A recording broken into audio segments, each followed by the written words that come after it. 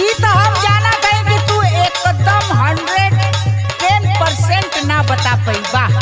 एक बात तो है बता देती भौजी का अगर हम ना बता पाई ना हाँ तो जेडी बहादुर रहूंगा ना। नहीं तो तू ना बता पाई बा तो शर्त है कि निहुर जइहा। निहुर जाए हाँ अब तू जेडी बहादुर के निहुर रही है। तू निहुरबा तो हम सवारी करब। अच्छा सुना चला बोला। फायदा ना होला लगे रखला से कौन चीजिया घटे ना कबो बटला से। अच्छा तो तू अपने से अपन बेइज्जती करावली। अच्छा कौन हो हमार बेइज्जती करे वाला? हम ही करा था और के करे पिछवाड़े में इतना दम है।